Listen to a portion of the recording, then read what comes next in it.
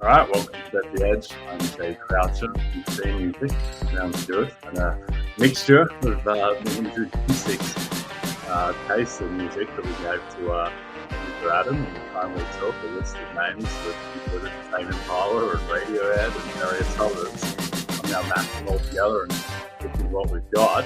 I like it. All right, today we're going to talk about a little bit of the Women's World Cup, and then we're going to dive into the NFC West, talk about division odds, awards markets, making this playoffs, all of that. But let's start off with the Women's World Cup. Your country is out, Drew. Mine lives on, although I needed Denmark this morning.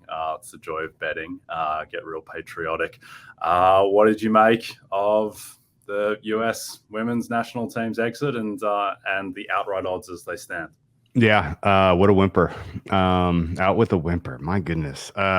It was a losing Women's World Cup for me. My biggest position was US title, and they don't make it out of the first round of the knockouts, which is a first. I think to this point, the U.S. women were in the Final Four in every Women's World Cup that's been contested. And considering the talent on this team, this is a pretty dramatic underperformance. I don't know if it was as unlucky as it felt. It felt very unlucky, though. They had so many dangerous attacks. They had XG stats that they did not live up to in almost every game, as far as I could remember, particularly the last two games, the 0-0 draw against Portugal and then the penalty kick loss. The chances were there. The finishing was miserable. And I don't know where they go from here in terms of managerial decision-making, but I would expect there's a change. And we kind of comped these guys, I think, to the Golden State Warriors in terms of they were trying to do something a little difficult, which is keep the old superstars on the field while bringing up the next generation at the same time. And when you do that, people's roles, responsibilities get a little bit confused. And that did seem to be a little bit of the issue, at least from the scoring output department. But yeah, this was a disappointment. And as I look at the current market right now and the prices that are scrolling at the bottom of the screen, Spain should be favored. I do not know why they are plus 333. At a minimum, they should be co-favored with England. I don't know who thought that what they've seen from England to this point in the tournament was what they were expected.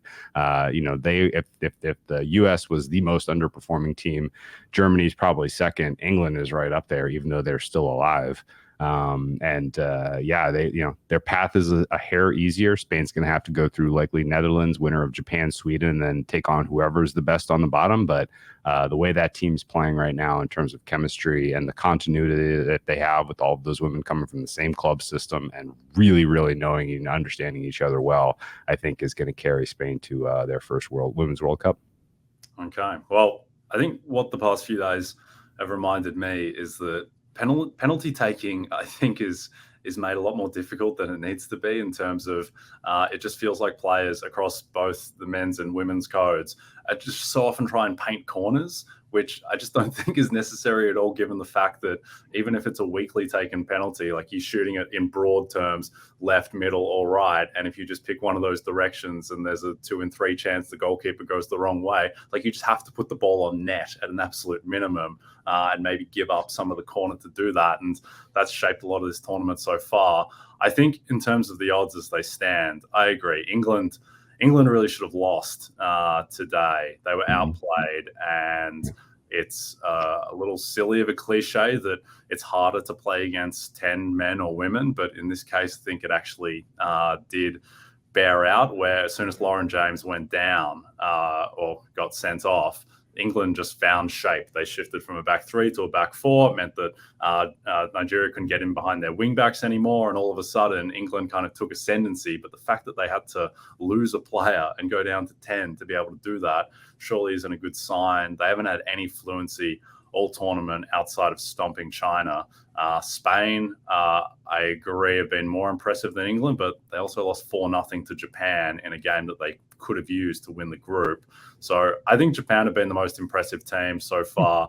Plus 450 is not super appetizing. You're probably better off just backing match by match. But, I mean, they've been dominant. Every single match, they've been excellent. They look like the most organized team.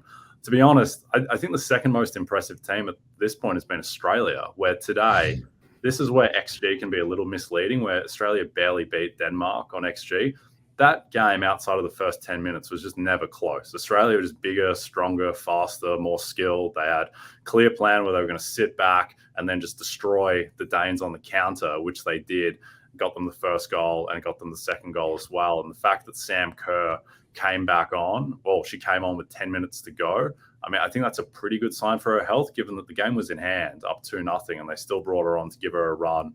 And she is the best or the second best player in the world. So to be able to have that up your sleeve, if I was going to make one bet right now in the outright, I think I would probably take Australia, just because they're on the easier side of the draw. And here's the other thing that is not being factored into these odds at all. This is not a particularly strong market, I think, in terms of the way it's priced, is that Lauren James has been the best player for England this tournament, and she stomped on someone and got a red card, and that's violent conduct, and that's a 3-match suspension, and that's her tournament done, which is not being reflected here at all. So I think that makes it even easier for Australia, obviously home crowd and everything. Caitlin Ford looking like Vinicius Jr. out there.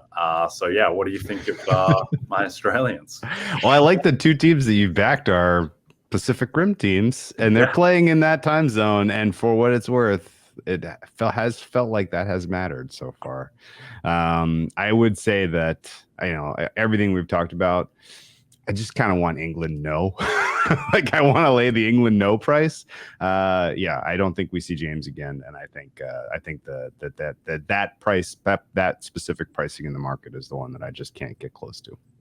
Yep, I agree. I think you're better off looking at Spain, Japan, and Australia. All right, before we get to the San Francisco 49ers, a reminder that with the NFL season quickly approaching, now is the perfect time to get your RotoWorld Fantasy Football Draft Guide. Get ready for your draft and stay one step ahead of your league during the preseason with updated player rankings, profiles, projections, mock drafts, and more. Go to NBCSports.com/draft guide and use draft 2023 to save 20% at checkout. All right, NFC West, from Caitlin Ford to Nick Bosa.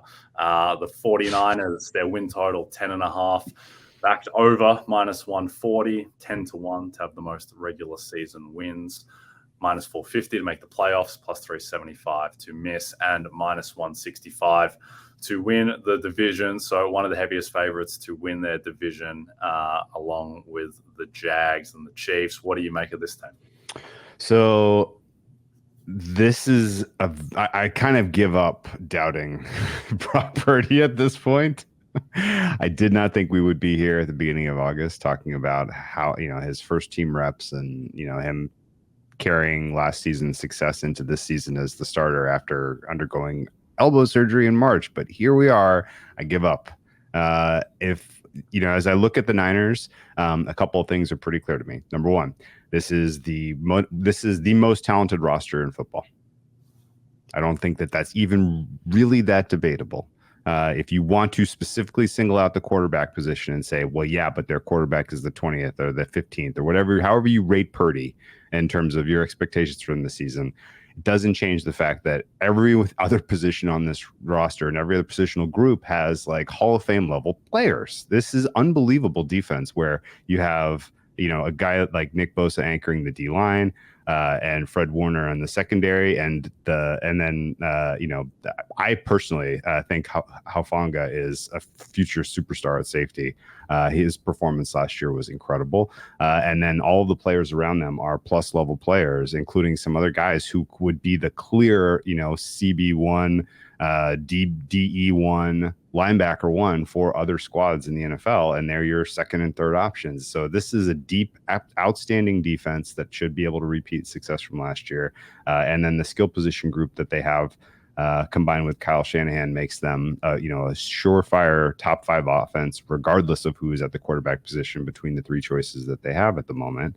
And to make matters even easier for the Niners, they have the easiest schedule, in my opinion, because they have 4 games against the Cardinals and the Rams. And the Cardinals and the Rams, who we'll get to later, are not NFL rosters that I can tell you. They are going to be relatively winnable games in division. You happen to own the Seahawks specifically with your defensive scheme against what they want to do offensively. And I think realistically, if you were to say you can only have one divisional winner, but you must be right, I would pick the Niners, and it would be a pretty quick and easy decision because I just hold them much higher than the rest of the NFC West as currently rostered. And I can say that with confidence because even if something does happen to Brock Purdy, even if something then happens to Sam Darnold, even if something then happens to Trey Lance, it is still the key aspect of this offense is Kyle Shanahan's specific scheme and vision. And that is not something that an injury is apparently could possibly take away from this team. And the depth, the redundancy, everything all told, I would be surprised if the Niners are not in the NFC Championship game, and I would be extremely surprised if someone can knock them off the throne in the NFC West. Yep, I think that makes sense. I think I feel lower than market on the Niners, but at the same time, I think they have such an advantage in the NFC. The fact that Philadelphia and Dallas, who I think I might prefer to the Niners, but the fact that they play in the same division and one of them is going to end up a 5 seed and going to be a coin flip almost to get a 5 seed, I think the Niners, that puts them very well placed. A way to think about Brock Purdy, who is getting a lot of love at the moment, and I understand that he was undefeated as a rookie and all of that. If Brock Purdy was the starting quarterback for the Carolina Panthers going into this year, is it a favorite that he stays the start of the whole season, or would he get benched at some point because he doesn't have the amazing context around him? And look, I don't know the answer to that, but I think it's a worthwhile question.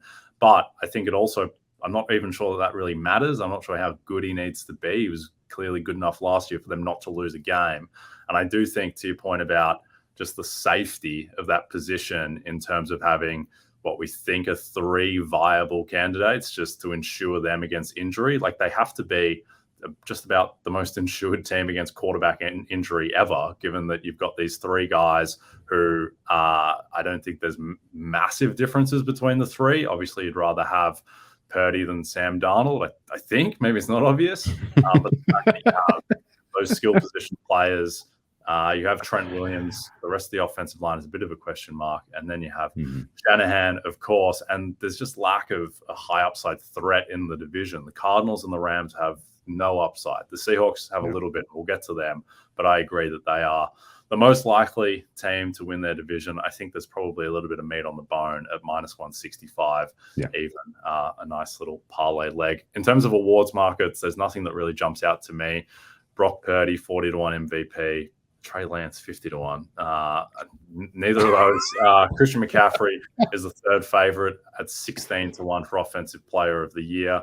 I worry that McCaffrey is just not going to get the sheer rushing volume because that's not really how Shanahan wants to operate. I think he can certainly win the award, but I don't think that I would have him in the absolute tier 1 where he's priced at the moment. And then Nick Bosa is 11-1 to repeat as Defensive Player of the Year. I think that's around fair. And then Kyle Shanahan, 30-1 Coach of the Year. It hurts even just saying those words aloud after he went down last year. But I think the bar for him to win that award is 15-2 in the 1 seed. Any of those markets appealing to you? No, because I agree with your breakdown there. And I think I have not, even as bullish as I am on the Niners and all that kind of soliloquy off the top there. I think the buy-in point on the Niners is probably around early November. Their schedule is sequenced so that they have sort of their toughest stretch from week 5 to week 10. And then a couple other challenging games before we get to December, but they finish with an absolute sprint coming down the final 5 weeks of the season. And so I think an ideal opportunity for us as people who are playing the futures market throughout the season. I hope that through the middle portion of the season, the Niners take a couple of losses. People start to doubt Brock Purdy. Oh, now they had a year of tape on him, and they figured it out. Blah blah blah. In reality, there's lots of reasons to be somewhat skeptical that Brock Purdy is going to continue to play at this level. He may not be as good as his numbers say, but that's sort of what goes along with coming under, playing under Kyle Shanahan. So I think realistically, a mid-season entry point on the Niners as they are starting to round into their playoff stretch would be the optimal way to play this. And I think an entry point on to win the NFC is really where I'm going to mostly attack, because I can see the Niners not being especially well matched up against whoever comes out of the AFC. There's just enough elite offenses there that I think Super Bowl is probably not the right angle here. So I'm going to sit tight. I'm going to hope that they go through a little bit of growing pains as Brock is reintegrated off the injury, and I'm going to look for a Niners to win the NFC price. We'll say the entry point that I would be the most excited for would be anything above 10-1. Yes, that would certainly be nice. I think that there's not that much room for this price to get shorter, and I'd probably rather just confirm that Brock Purdy is what he was at the end of last season before jumping it all in on the Niners, who do still, I agree that the talent is surreal, but they do still have some weaknesses. Offensive line outside of Trent Williams. My man, Diomedor Lenoir, going to keep with the Parisian pronunciation this season for Lenoir. He's not an ideal CB2, I think, in terms of picking on him, but they're still pretty loaded. Their main competition is going to come most likely from the Seahawks. Win total 8.5, -150, the over there. -120 to make the playoffs, +100 miss. +195 to win the NFC West, which normally would seem incredibly short, but in a division that has, I think, 2 realistic candidates to win it, that speaks to why the price is somewhat short. I think the most interesting thing with the Seahawks is just Geno Smith and how real last season was and where he settles into this season. First 5 weeks of last year, he was a top 4 quarterback in the league.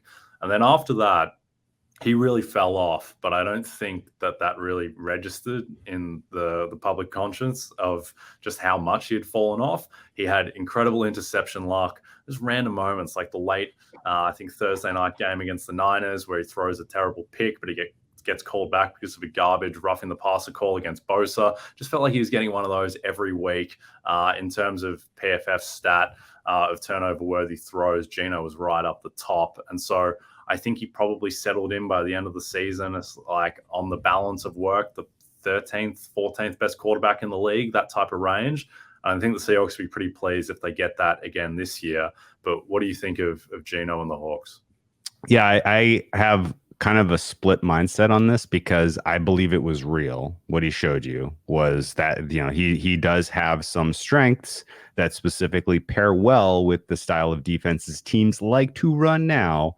And for those reasons, if he's making tight window throws, this is a good offense and they have relatively, clear playoff upside. All that said, I don't think the Seahawks match up well at all with the Niners specifically. And for those reasons, we're talking wild card and we're talking Geno Smith. If they are going to ultimately be a bet to win the NFC or a Super Bowl bet, then you would need them to go on the road in the playoffs and win 3 games. And I do not see that with this squad. There is a specific weakness that I think is going to hold Geno Smith back this year. And it's not his fault necessarily, but I entirely understand the decision-making behind the way they have populated this interior offensive line. You have 2 of the better, you have a very strong tackle duo with the young tackles you drafted last year. And the fact that you hit on those 2 guys, congratulations. But you need to have that same level of luck here with pieces you put in this interior offensive line, because as rostered, they are grading poorly. Evan Brown is your center is a question mark. Damian Lewis, left guard. Phil Haynes, right guard. This is a clear bottom 10, maybe bottom 5 interior offensive line. And there was a clear correlation last year. Geno struggled down the stretch in the games where teams were getting interior pressure on him. The fact that you have a running attack that also is going to maybe struggle to get going, particularly with inside runs, to me spells trouble for the Seattle overall, their offense reaching the levels we saw from them last year. I grade the Seattle offense in totality in terms of offensive personnel as 18th best in the NFL. I grade their defense as 19th best. I grade their starters combined as the 17th best. That said, this team's probably making the playoffs because there are some very straightforward wins on their schedule. And considering the weakness of the NFC broadly and just in general how competitive some of the other divisions are, I think the fact that you get positive matchups against the Rams twice and the Cardinals twice is that's a nice way to pad your win-loss record in the same sense that got them into the 7th seed last year. So playoffs, I am projecting them to be in the 7 teams in the NFC that make the playoffs, even though they are a bottom half of the NFL roster for me. But this is entirely schedule dependent. And if any of the teams that are on here are surprised to the good, then all of a sudden this is going to be much tougher. So I have not bet anything related to the Seahawks positively right now. I just think that all the signs are pretty clear that they don't realistically match up with the Niners in division. Yeah, they've had, I think, an influx of talent. So that just the talent level should be better with Jamal Adams comes back, Jackson Smith and Jigba comes in and should help immediately. They're pretty loaded at skill position overall between JSN and Metcalf and Tyler Lockett and Kenneth Walker and Zach Charbonnet. They do have a lot of talent there. The offensive line is just more experienced now. It's very young last year, just an extra year. There should be more continuity. It should just get better across the board, but there is just something about Geno I just don't entirely trust. He has this weird player profile where he's extremely accurate, but then just throws a lot of turnover-worthy throws where I think and they're just comical turnovers as well, just like not seeing the linebacker, but then also throwing some of the prettiest 40-yard deep balls that you'll see. In terms of awards markets, Geno 30-1 MVP, no interest there. JSN 12-1 offensive rookie of the year. Just don't think he's quite going to get the target share alongside Metcalf and Lockett. Zach Charbonnet, O'Roy 40-1. Only interesting if Kenneth Walker goes down, which to be fair is a relatively high likelihood compared to other players. And then Pete Carroll is 25-1 to win Coach of the Year, which on first glance you think, Pete Carroll, he just doesn't feel like a guy who's going to win Coach of the Year this year. But then you look at their division price at plus 195 and you ask yourself, like, if they win the division, is he really plus 700 to win Coach of the Year? Like, no, he's got to be shorter than that. So maybe there's a bit of meat on the bone there. It just feels like he's just not going to win Coach of the Year. But I guess this team does have upside to maybe get to 13-4, and that would probably put Carroll in the mix. He did get votes last year, and he was thereabouts in the mix, but probably didn't get the attention that you'd want. He basically had the same season last year as Brian Daboll, but just in the Pacific Northwest didn't get the attention. Any of those prices that you like? I can't, in good conscience, play any Seattle awards markets because there is a 4-game stretch for them in the time of the year where everybody's, pulling out the pen, and here we go with who's my awards, decision piece. They have 2 Thursday night games, one of them on Thanksgiving against the Niners. They follow up the next week at Dallas. They follow up the next week at the Niners again. And then they round this 4-pack off, home versus the Eagles. Now they have a couple of travel disadvantages in here. They have 1 rest advantage. But overall, if you lose those 4 games, and again, like, you're kind of at a travel disadvantage against all of the elite teams on your roster, Baltimore, Cincinnati, the Detroit game, even the Giants game, everywhere where you are an underdog, you are at a little bit of a disadvantage for rest and travel. All of this to me spells trouble that, even if they are a playoff team, I think people are going to be able to say, well, yeah, but they're not as good as everyone here who beat them. And, particularly with that 4-game stretch leading into people making awards decisions, I think it's going to throw cold water on anybody's chances of anything. Yep, I think that makes sense. Last year, they didn't have too many impressive victories, Seattle. They did their job taking out the lesser teams, but, their best wins were at Detroit, when Detroit were going through their 1-6 start to the season. They did beat the Chargers pretty handily. That's a nice win. But outside of that, beating the Rams a couple of times, beating the Cardinals a couple of times, when they did come up against the best teams, they did struggle. All right, before we get to the remaining 2 teams in the NFC West, there is no better place to be in Boston on a Sunday morning than legendary Fenway Park. See if the Red Sox can close the gap for the last wild card spot when they host the Detroit Tigers at 11:30 a.m. Eastern on MLB Leadoff. Stream the action live exclusively on Peacock this Sunday. All right, your LA Rams at Rams training camp for some reason unknown to God. The win total for your Rams, 6.5, slightly backed under. Quite a steep fall from grace from stuffing some RJP Ryan and winning the Super Bowl not too long ago. They're minus 400 to miss the playoffs. That seems about right. 9-1 to win the division. Any hope for your Rams? So the fact that the Rams won the Super Bowl less than it was just 2 years ago feels like 15 years ago. Like it's amazing the roster turnover between that team that took the field on Super Bowl Sunday and who they currently have rostered, and even the guys who were the sort of the stars and scrubs, the stars part of that equation for the Rams. They're all older. There's injury question marks swirling. And there's, the fabric that ties them together is even weaker. I joke. This is not a joke. This is sincere. The second best player on the Rams defense, they signed today. Johnson the third, they're bringing him back as safety. I like perfectly. Johnson. Yeah, perfectly good safety. I don't know why the Browns let him walk out the door. That guy, he could absolutely play ball. A good contributor. He is clearly, to me, the second best graded defensive player on this roster, which is a huge problem. And I don't like Ross Yeast. I don't. I think realistically, we're going to get to answer. It's a weird team. It's a weird roster. If you ever wanted to know the question of what would happen if you took a Hall of Fame defensive tackle and you put 10 replacement players around him, how would you grade that defense? We're going to find out this year. I do not know what the answer is. I think it's pretty straightforward to game plan against these guys. 3 hats on Donald, and then we'll find somewhere else that we can beat them. This is a August 7th opinion for what it's worth. These guys, as they get reps, if the coaching staff is worth what they're paying Sean McVay, they're going to develop these guys into, contributory players, and they should be better in November and December than they are currently.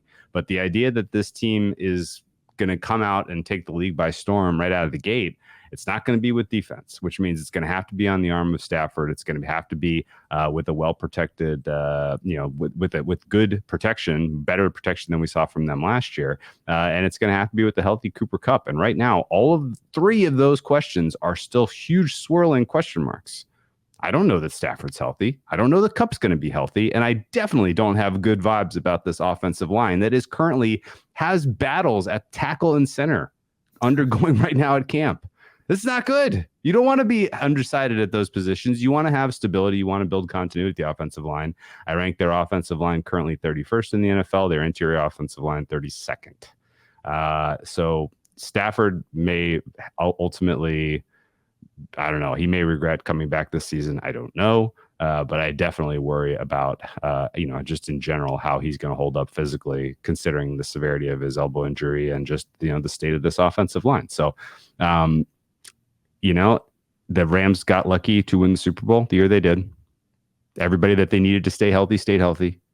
Their path through the NFC, the weak NFC, had them land a home NFC Championship game. And then they effectively had a home Super Bowl against a guy who was making his 3rd or 4th ever playoff start in Joe Burrow. So they were extremely lucky not to have to go through Mahomes or Aaron Rodgers and to be at home for a majority of that run. If that didn't happen, I think we would all look at sort of their all-in approach and have much more sincere questions about whether that's a viable strategy. And I think in general, the Rams would, be wise to take more draft and develop approach going forward instead of doing that again on the fly. So, interesting team, the Rams this year, but it's a team that I'm perfectly happy to bet against early. Let the market find the bottom on them, and then maybe as these guys get reps and are better later in the year, we start making a case that the Rams are a bet on again. But it certainly is not going to be in September for me. Yeah, I think if Tart catches that interception in the fourth quarter of the NFC title game, then the Rams are viewed as quite a disaster. But he dropped it, and then they won the Super Bowl and deserved to win that game. I don't really know what to make of this team. I think that individually, if you get good seasons out of Stafford, Kupp, Donald, the problem is that even when those guys were healthy last year and had Jalen Ramsey and just had overall more talent, they were still terrible last year. They were getting blown out by double digits against the Bills, against the Niners twice, against the Cowboys. It was just ugly all around. There was just no hope whatsoever on the offensive line. And I think it's possibly even gotten worse coming into this season. And to your point about the experiment around the defense, there's just nothing around Aaron Donald. I would just be very wary of, like, Cooper Kupp's going in the top 5 of fantasy drafts at the moment and is a top 5 or 6 favorite for offensive player of the year. Just the way these things generally go across all sports, I think, is that when you have a team that is this barren in talent around veteran superstars, veteran superstars often aren't playing at the end of the season, particularly when you think of the health issues that Stafford has had. So I wouldn't be touching any of these players in any capacity, really. It does feel a little bit offensive that Aaron Donald is 25-1 to win Defensive Player of the Year, still playing at, a top 5 defensive player in the league level, but you can't back that with the talent around him and the team around him. You cannot back plus 900 to win the division. That's just burning money. And at that point, just go back Sean McVay 30-1 Coach of the Year. Because they win this division, he's going to be like minus 600 to win Coach of the Year at that point with this talent. So I don't think there's any awards or individual player bets to make on this team. Yeah, no, I think we agree. And I think we could have a good laugh in January if ultimately Aaron Donald plays 17 games and the Rams are the 25th best defense in the NFL. He might have been the best. He might have been the best defensive player of the year, because elevating that group to 25th, would be impressive. That said, it's not going to be wins for these guys, I don't think. And I think realistically, I get it. You don't want to tear apart a team that just won a Super Bowl. You want to give the fans something to be excited about for the future, but they realistically should be thinking about, what can we get for Donald? What can we get for Kupp? Because those guys have value right now. And Kupp is all of a sudden a super interesting piece fantasy wise if he's on another squad in December. Indeed. All right. Speaking of barren wastelands, let's go to the Arizona Cardinals, whose win total is 4.5. They're plus 225 to have the least regular season wins. And we can talk about that market, but that is about as short as you can get. Though I think the Texans might have been similar last year from memory. They are 10-1 to make the playoffs, minus 2,000 to miss, 25-1 to win the division. Super Bowl odds are listed, 200-1. Jonathan Gannon, 30-1 Coach of the Year. Let's talk about the least regular season wins at plus 225. I think I've had a lot of people message me about how do they not have the worst record? And I think just what sometimes people just don't feel is that, like, someone's going to lose their quarterback early in the season, and someone's going to deal with a rash of injuries, and the Cardinals are going to get fumble luck or whatever, and they're going to end up at 4 wins or thereabouts. And yes, they may be the worst team. They are the most likely to be the worst team, but just the way that things happen in the NFL, I wouldn't be touching plus 225. But what do you think of that market? Yeah, that price isn't good enough for me. I think they are. I don't know if you know this, but they're dogs in every single game that's currently available to be bet on through all the look-ahead markets. And your point is completely fair. Some other team's going to lose their quarterback, whereas Arizona is going to maybe get their quarterback back. I don't have a strong read on whether Kyler Murray is going to take a snap this year, but I think they certainly are going to have some pressure from the fan base, presumably, to put a competitive product on the field towards the end of the season. If Kyler Murray is healthy and they're paying him, then I would be surprised if he's not ultimately, sent out there. Now, that doesn't move the needle for this team going from what is currently not an NFL roster to all of a sudden being, a league average team. There are still some humongous holes on this roster. The offensive line I have ranked 30th. Skill position group I have ranked 28th. The defense I have 31st. The only bright spot on the defense is the defensive backfield. I have ranked 10th. There's a couple of pieces there that are kind of exciting. Buda Baker inclusive. Like, there are some pieces there that you can kind of build around defensively. But Jonathan Gannon is not a coach that I've ever had an especially strong affinity for. And I think realistically, the idea that this team is going to be positioning themselves for the draft, not just with their pick, but with the Houston Texans pick as well at the top of next year's draft, they've done something pretty cool, which is that they could turn this thing around on a fly and put together one of the least impressive performances this year, but all of a sudden be a team that we're trying to tuck ourselves into. Are they live for the NFC West this time next year? So I don't think we're going to make that case, but you never know. Certainly, the middle part of their season where they have games against Atlanta, Houston, the Rams, and then end the season with some games, Chicago and Seattle. There's, if Kyler Murray is available, it could be coin flips in a couple of those. And at that point, getting to 4 wins seems realistic to me. Yeah, I think there's enough semi-competence on the roster that they should be able to eke their way to 4 wins. In terms of the quarterback situation, how does the market move if Clayton Tune is the starter in week 1 against the Commanders? Right now, they are effectively 6.5-point dogs on the road to Sam Howell, which shows you where the Cardinals are at the moment. If the market moves that far away, then I think the bet is Cardinals or pass. As insane as that sounds, Colt McCoy's tape thus far through training camp has been the least inspirational tape of anyone who is expected to be a week 1 starter. He's not going to be able to attack downfield. I don't know that necessarily he's ever a guy that you wanted to do that with anyway. But I certainly would expect that the defensive strength of the Commanders and, the relative one-dimensional nature of the Cardinals offense in that particular matchup spells trouble for Arizona. If Clayton Tune is in there, now there's a little bit more uncertainty. He's probably not going to be very good right out of the gate because he's, just because of his draft status. But the idea that at least the Commanders won't entirely know what's coming, I think is real. And if he has a mistake-free game, could he cover a 7.5, 8-point spread against the Commanders? Sure. So I think right now, as I look at that week 1 game, I think 40 points is insane. I don't think realistically this gets above the high 30s. I would expect news of Tune will drive the total down, and it may drive the point spread a bit too far.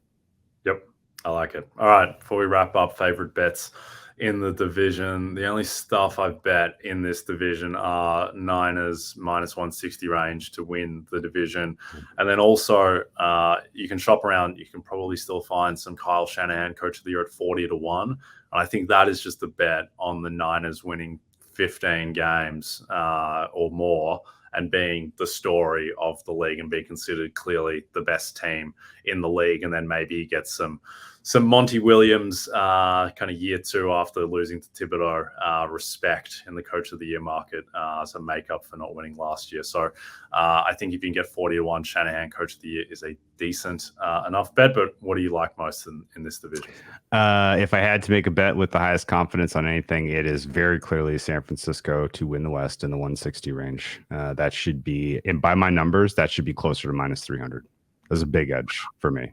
And that a ton of it is just comes from the specific matchups of this is a 2-horse race. This is a relatively straightforward handicap. And if you think in either of those matchups, you're going to get Seattle inside of a field goal. I mean, in Seattle, considering that portion of their schedule and having taken some losses against some elite teams by that point, I don't think you're going to see, assuming Brock Purdy is fully recovered from the elbow injury and that there's not some other major meaningful injury to the Niners, then those 2 contests tilt pretty heavily to the Niners for me. I don't hate Rams' worst record or fewest wins. Rams kind of being in the discussion, particularly if they pull the plug on Stafford, trade some of these elite, stars that, don't really fit with the rest of the roster, then that could be a fun one if you can find that in the 8-1 to 10-1 range.